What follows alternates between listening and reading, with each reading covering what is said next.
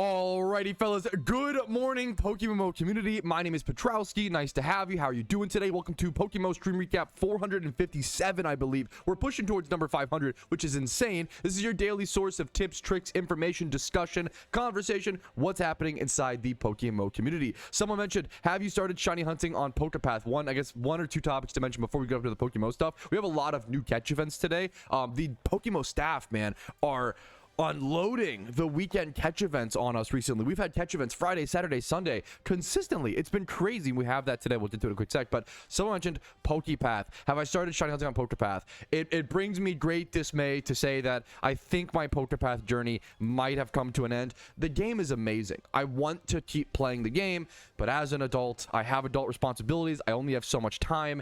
It's been really hard for me to find time to play and record PokePath. Maybe I'll play it on my off time just casually, but I have a really hard time recording for it right now. Maybe that'll change in the future. Maybe I'll learn the game and do guides or some point, but I think just for the PokePath playthrough, I think its time has come. It's a beautiful, if you have not played it, if you grew up playing Pokemon Tower Defense like I did, dude, Pokemon Tower Defense by Sam and Dan Games, oh my goodness, I love those games. Pokemon Tower Defense 1 and 2. I always say I found PokeMMO because I used to just Google Pokemon MMO games, Pokemon Tower Defense games. I used to just combine genres that I liked. Who else Googled Pokemon FPS game? You know, it's stupid, but as a 12-year-old little boy, like, that was the shit that I was doing. I would just Google, like, back when the power of Google was still so fresh to us and we didn't really understand it. I was Googling, I was using it to its full potential, Googling like League of Legends Tower Defense, Pokemon MOBA, like, that was the 12-year-old boy brain, and that's how I found PokeMMO.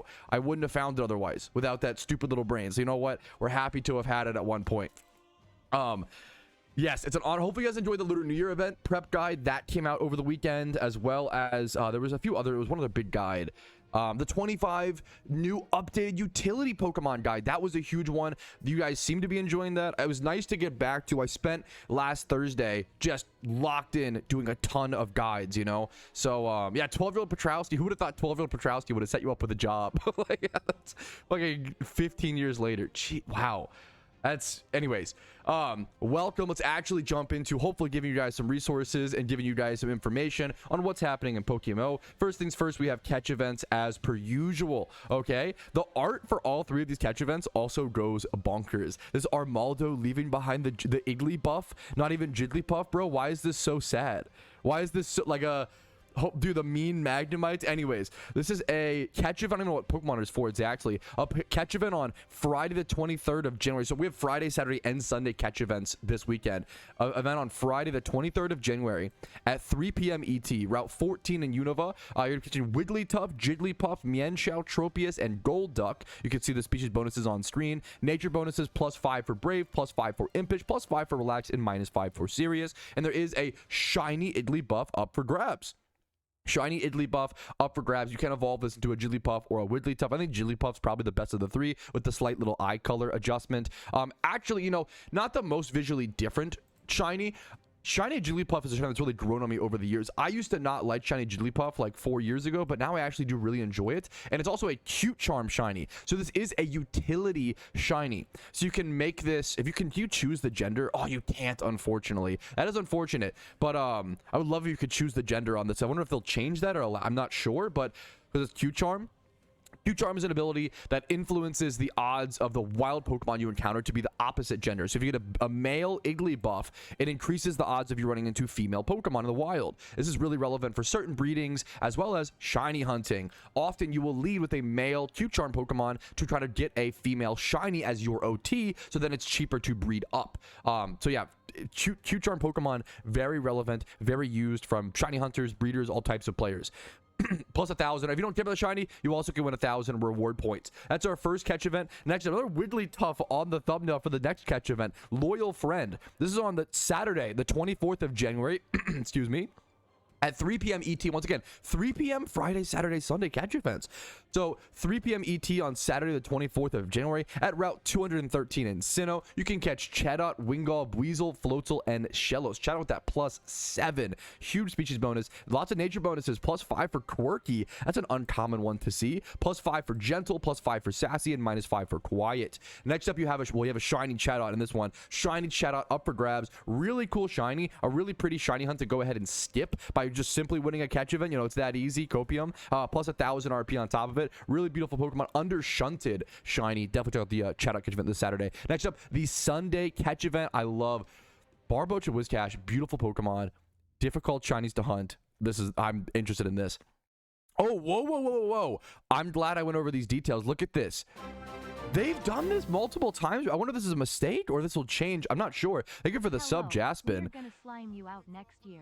Sincerely. Hey, good luck to you, man. As a Ravens fan, the Browns need it, bro. No disrespect. Good luck to Shooter Sanders. Anyways, this is 2 catch events on Saturday. At least if you're in my time zone, of course. They did that recently, and I think it was a mistake. I wonder if this keep in mind, this catch event's date might get changed. And if you want to keep up to date on that, check out the stream recaps. The stream recaps every day let you guys know when catch events are happening. But yeah, that's interesting, because otherwise we have a catch event at 3 p.m. on Saturday, and then another one at, 7 p.m.? Like 2 catch events, like 5 hours apart.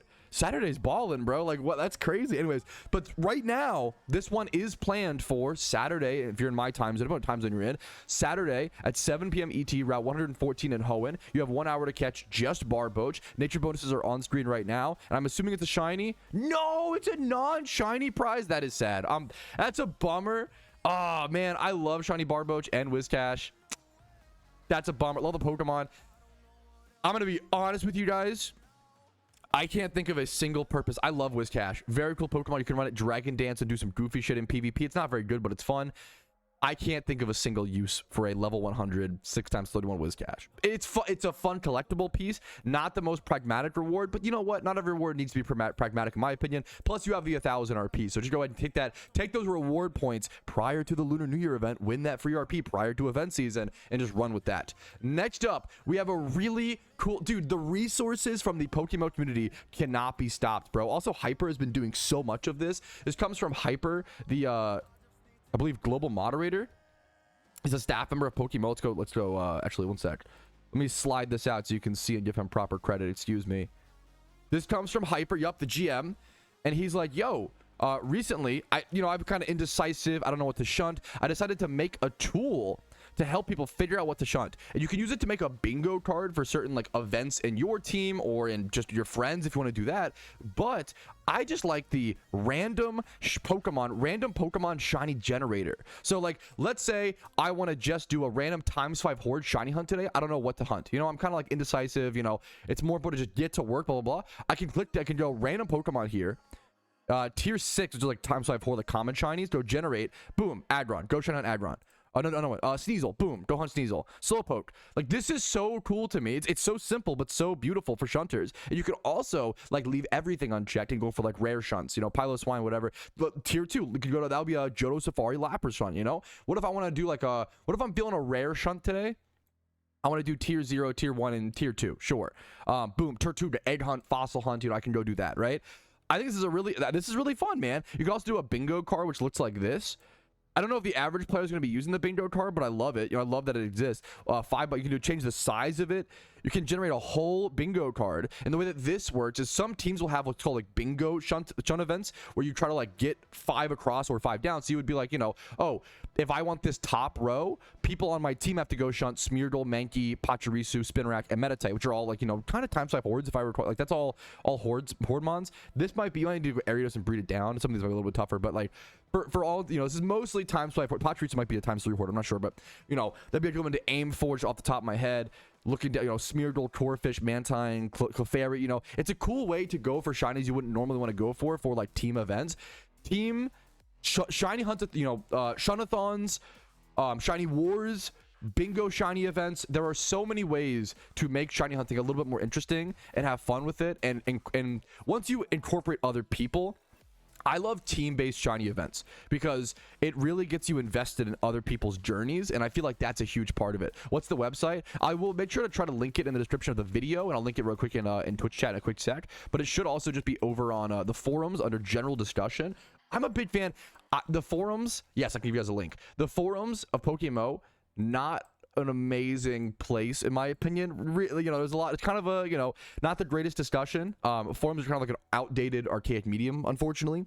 However, I recommend if you just follow all the staff, if you follow CMs or follow high-level players, just follow whoever you want on the forums and then kind of browse through whatever you want there. I think that's a great way to go ahead and operate the forum. Just check catch events. Like I try to check catch events whenever I possibly can.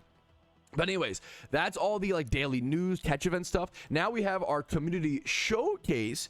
And first things first, I gotta shout out, I ran into this guy on the way to my Dreamy Run, the Real Poggers. I've been shouting out people for goofy, fun IGNs. Is a lot of fun. Congrats to this guy. Really cool name. Very talented gamer, of course. Nice job, Real Poggers. Next up, Vault got himself his first ever shiny within PokeMMO. It is Eradicate. Perfect example of a Rip GG's, but it's still if you're gonna get a common, if you're gonna get a Tentacruel, Eradicate, if you're ever gonna get super common shiny, you might as well get it for your first shiny because it's still special. It still has that meaning. Your first shiny just feels so different in Pokemon compared to everything else, and it makes you feel it makes you believe that you're capable. It helps build you that confidence. Once you get that first shiny, it really pushes you in the right direction. So it's a really cool thing to see, man. Congrats to Vaults, man. 6,000 encounters, shiny Eradicate. You'll love to fucking see it, man. I'm sure you'll love that rat for a long time to come. Next up, dude, it's cool to see people.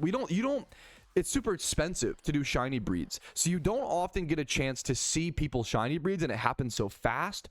Especially average players. This is a perfect shout out to this guy who did this awesome. So this is from Luxom, Luxom. He beautifully created this beautiful image as well to make it really easy to follow. On the left side is his Dragonair before the breed, then the breed's in the middle, and then the right side is how his Dragonair actually came out. So he risked a 31 Ivy roll. And I believe shinies, most people don't know this, shinies actually get better luck in breeding rolls. I don't know why. I guess just to be nice or whatever. I believe that 31 is probably a 50% chance. I don't know the exact number, but it's a higher chance than normally rolling that 31 is a 20% chance at a typical breed. When you're rolling between 15 to 31, you have a 20% chance or so to high roll. With a shiny breed, you have someone in chat said you have a 50% chance to high roll. That's just the way it works, which is kind of cool. 50 for high roll, 40 for middle roll, and 10 for low. You get way better odds when it comes to shiny breeding gambling. So it's kind of a neat little activity, right? Even though it's still gambling, right? But we see that 31. So we can see the 31 HP high rolled, and then you go down to Spadef. The Spadef medium rolled to 21. We take those, and then the speed high rolled 28. So we got two huge high rolls, and the defense. Wait, I just realized he got 3 high rolls. HP high rolled.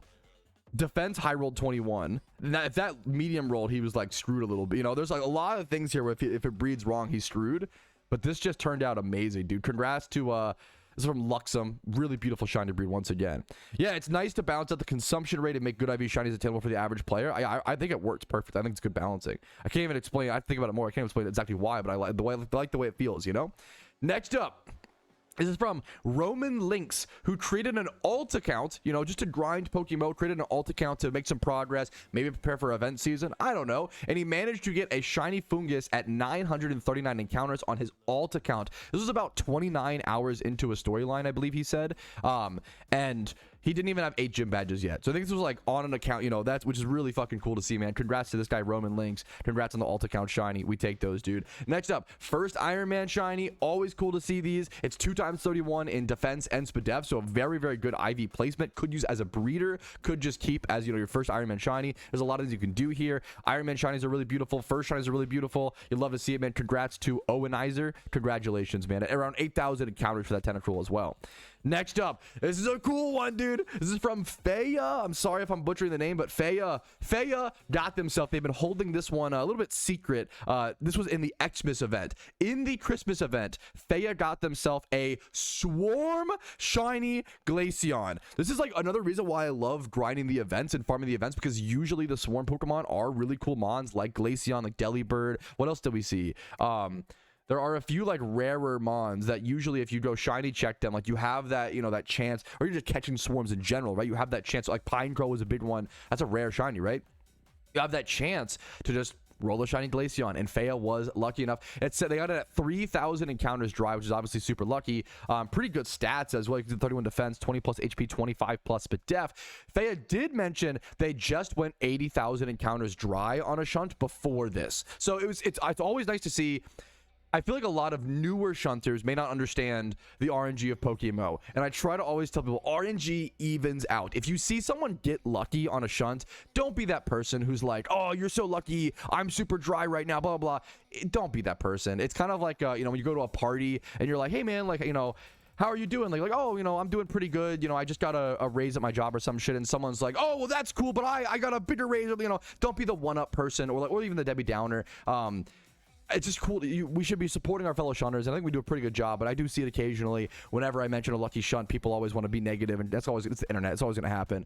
But when someone's lucky, just say, man, hell yeah, congratulations, fuck yes, dude, nice job. And then just take your luck, appreciate your luck when it happens, and fight through your bad luck when you're going through it. You know, RNG in Pokemon always evens out if you play long term enough. If you play long enough, I always say like, Patrouski luck, right, is a term that we use around here. My first shiny hunt was 300,000 encounters dry, right? It took me 8 years, 2,200 hours in game, and then my second shiny was literally my dream shiny Shuckle in the Safari Zone at 106 encounters, and I caught it like on stream. Like, it's the stars aligned. You have to fight through that dry streaks for those stars aligned moments, and if you'll have both.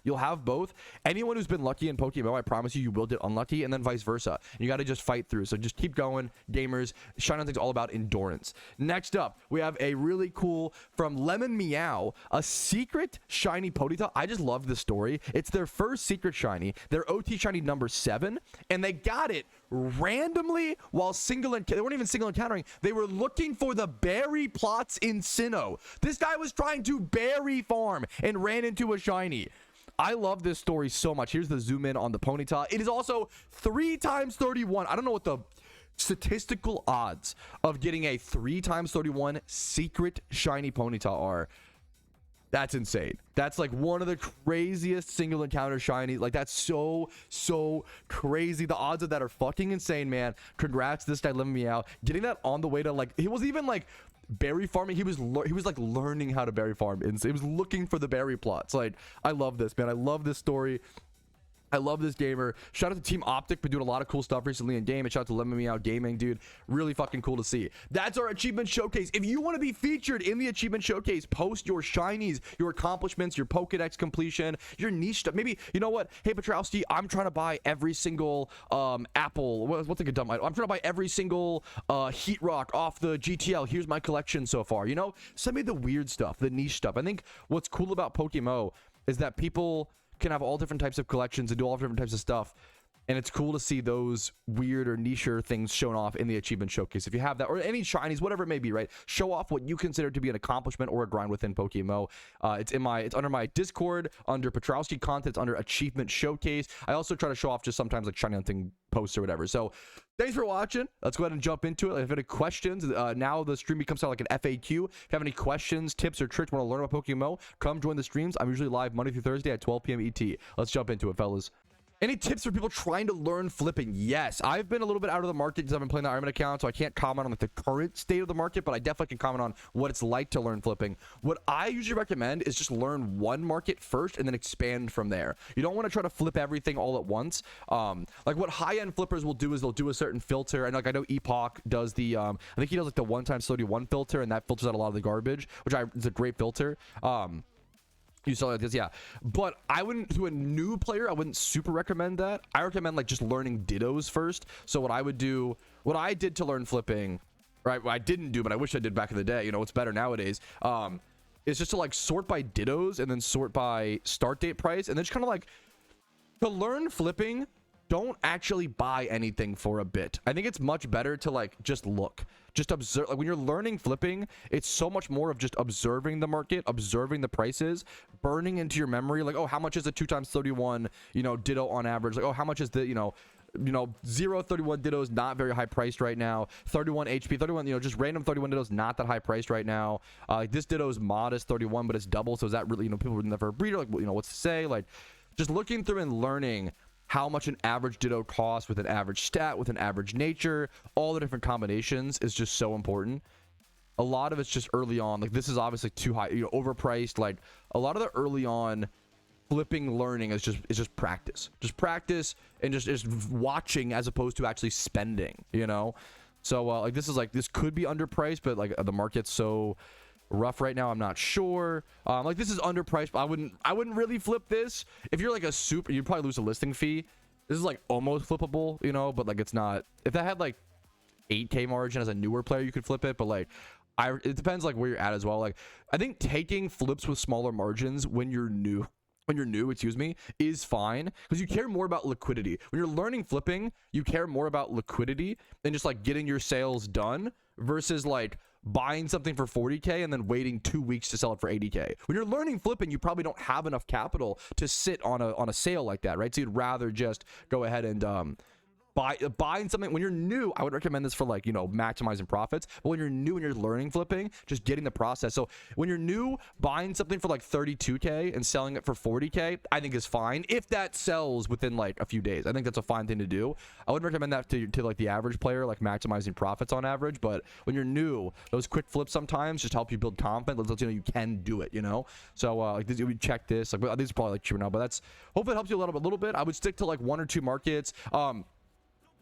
Another tip, I guess, when you're new to flipping, abusing alpha spawns when they happen is a really good way to get your foot in the door with a little bit of advantage. When alpha spawns happen, a lot of players sell stuff off. You know, if an alpha Sunflora like just spawned today at 9 a.m. you want to be on the GTL looking up Sunfloras, you know, looking up Sunfloras, seeing what's coming out, you know, what's worth to flip. People will dump prices pretty quickly or misprice or just list things too quickly, and sometimes you can find some really cheap flips during alpha spawn. So definitely keep an eye out for that, especially like with the like female versus male. You can see like male Sunfloras are worth a lot more, it seems like, as breeders. Like, yeah, so like that's a good example. Is like, if I was flipping Sunfloras, how many new players are gonna look up, oh, I have an alpha Sunflora to sell, you know, let me just check the IVs, not check the gender, and not realize that people actually need a ton of plant egg breeders for Shalfa breeding, right? So any male Sunflora is going to be 40K. A lot of people might not notice that, right? So there's things like that to just learn and keep in mind. And just a lot of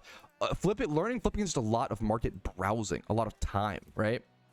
Someone said, when would you recommend spending Pokeyen on a vanity? I just reached 10 million Pokemon, but I don't want to spend that yen yet. The easy thing there is, if you don't want to spend it, don't spend, you know, obviously, right? But like, spending Pokeyen on a vanity is fantastic. People sleep on the fact that like buying drip, getting dripped out, buying vanities, that is a huge part of PokeMMO endgame, and like all MMO endgame. Like having a character that you log into every day and enjoy looking at, which I struggle with right now. You know, having a character with an IGN that you enjoy looking, like when you play for thousands of hours, you better like the way your character looks, like your IGN, like your Pokemon, like your PC space being sorted, you know? It's really important. So now you could buy a lot of cheap, if you have 10 mil Pokeyen, you can buy a lot of good vanities that are cheap. I would definitely, if you have 10 mil, definitely get a cheap drip outfit for like 500K or less for a full outfit, maybe a mil or less for a full outfit. That's awesome, right? If you only have 10 mil is a lot of Pokeyen. If you have 10 mil, I would definitely try to make sure you have ways to make Pokeyen. The hardest part is like I'm assuming, make sure you have a gym run team, make sure you have a trainer run cloister, make sure you have like frisk Pokemon, like build up your account and build up your ways to make more Pokeyen. But once you do that, yeah, feel free to spend on vanities and fun things. That's the point of MMO. I think sometimes we get a little too efficiency focused and too pragmatic focused and don't spend on the actual end game goals, like our shiny hunts or like our vanities or like just building up a 5x31 Pokemon just because you like the way a 5x31 looks, you know? Just because it's not pragmatic doesn't mean it's not worth going for. That's you know, we playing video games is not pragmatic. We do it because it's fun. You know, it's a pursuing like a fun and enjoyment and spending our time the way we enjoy. So you want to make sure you do that to, you know, balance it out. You do want to have Pokeyen and you want to have efficiency to make it so that you can buy the things you want. You have to have some efficiency to be able to buy the things that you want, you know? So just finding that balance and what percentage you're at is what works, is more really important. But if you have 10 mil, I think it's fine to dedicate 500K to a mil on a full outfit, and then I would use that Pokeyen to make more money upcoming in the Lunar New Year event. The Lunar New Year event is coming up. You can make a lot of money during that event. Dude, unironically, here's like the boomer in me. I'm really bad about this. Someone said, Austin in chat said, can I just sell my vanities after I'm done wearing them? Yeah. A big, like, you don't have like soul-bound items like in World of Warcraft or some shit, right? Like, dude, if you want to buy a Christmas outfit for Christmas and then sell, you might take a small loss or whatever, like from like the time, you know, whatever, but like that's totally based. Like buying vanities to wear an outfit for a bit and then selling afterwards, or like buying a big one I would say is like choice items. If you're in like your second or third storyline, you might have enough Pokeyen for like a choice band or a choice specs. In my opinion, buy a choice band, use it for your storyline, and then sell it afterwards if you want to. If you can hold on to it, obviously you should, because you need choice bands and specs and scarfs for like raids and other endgame content. But there's no shame in buying a choice. You know, you'll lose a few thousand Pokeyen from the listing fee, but I try to encourage, we underestimate like storyline players. Like, go ahead and buy a life orb for 67k and then sell it at the end of the storyline, right? Like, there's a lot of value in buying items, using them to get through a point of the game, and then just selling them back later on.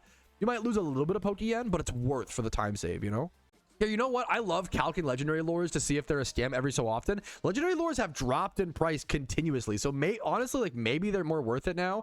Usually legendary lures are like super not worth it, right? So let's go ahead and actually let's calculate out, man. So legendary lures, you get 300 steps per legendary lure. I know that with expert lures, you use about 10 lures an hour. So that's 250 times 10. That's about 2,500 steps per hour. So we can use that math with our legendary lore math. Take this, divide it by 300.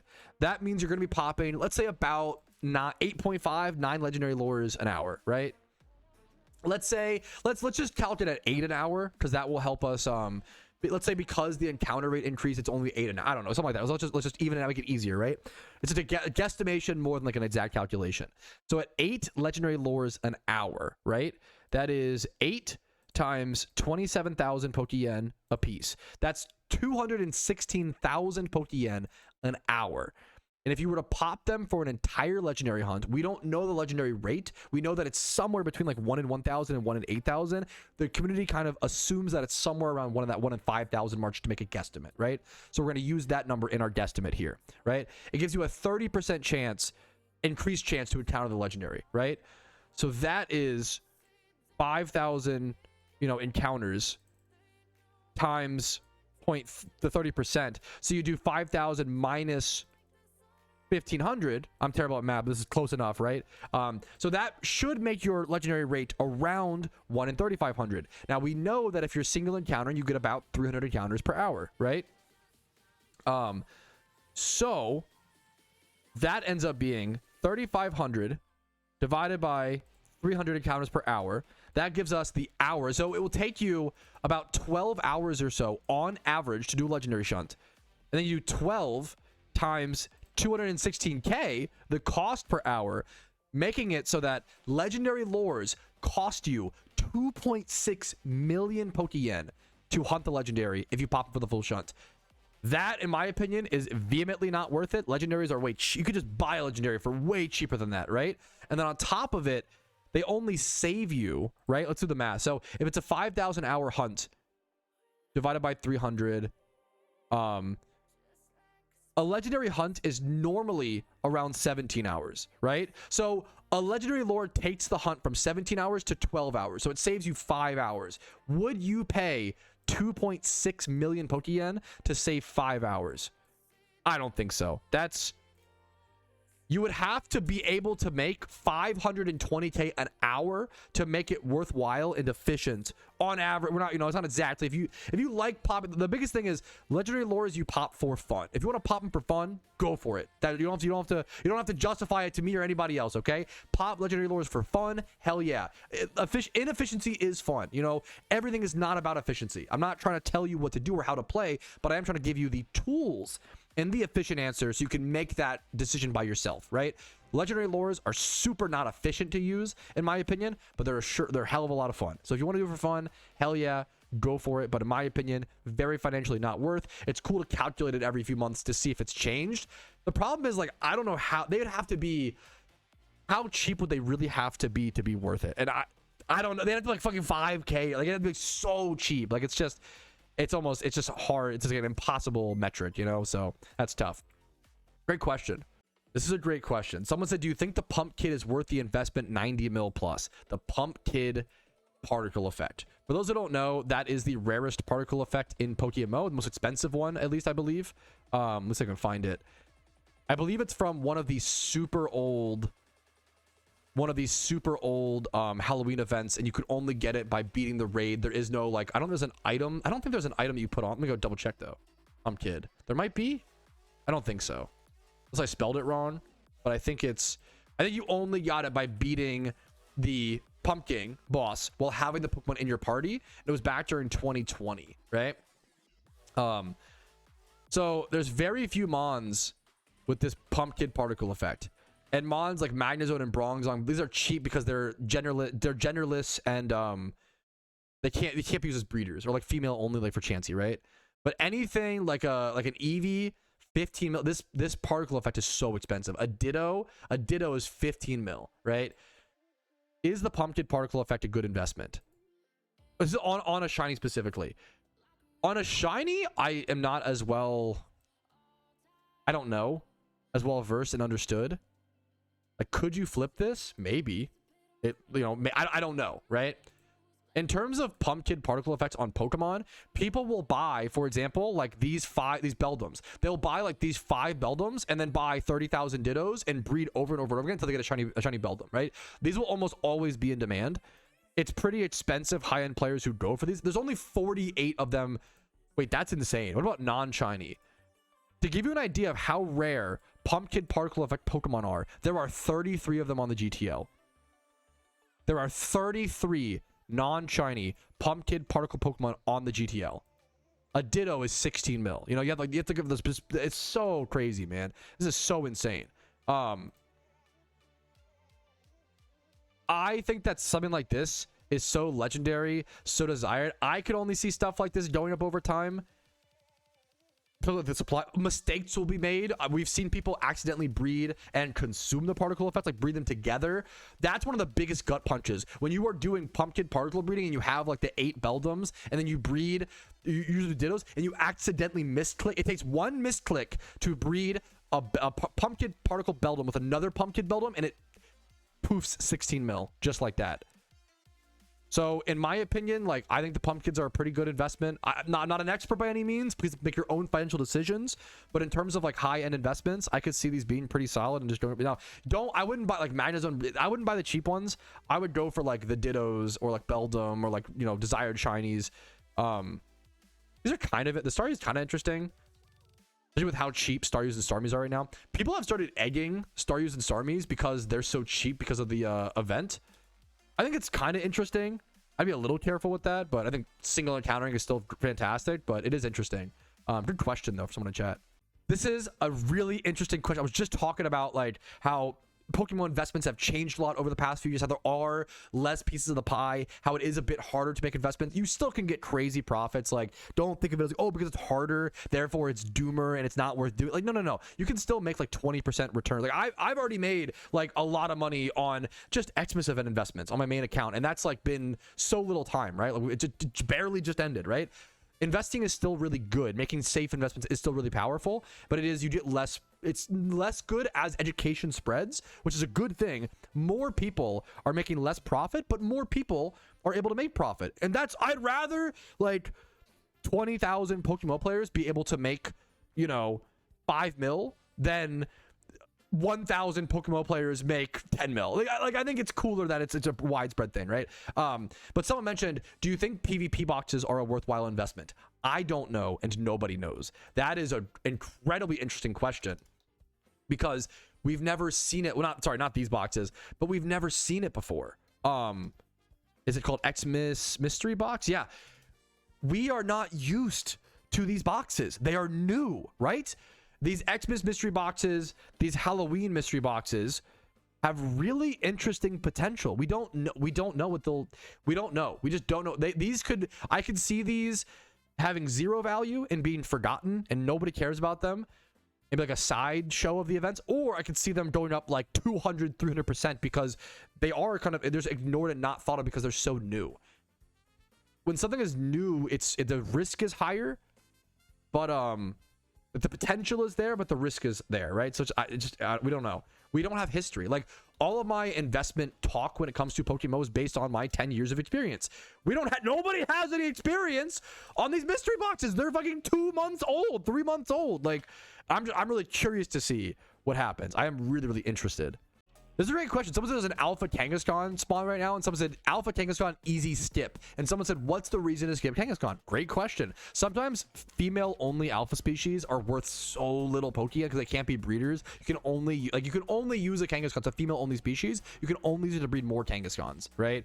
And at a certain point, you only need so many Kangaskhan's, right, on the market. It's not a very demanded Pokemon, right? So what happens is alpha Kangaskhan's just get incredibly cheap, right? Like the average Kangaskhan is just gonna be like 5k, you know, like it's so maybe 20k. Like, it's just, they get so cheap.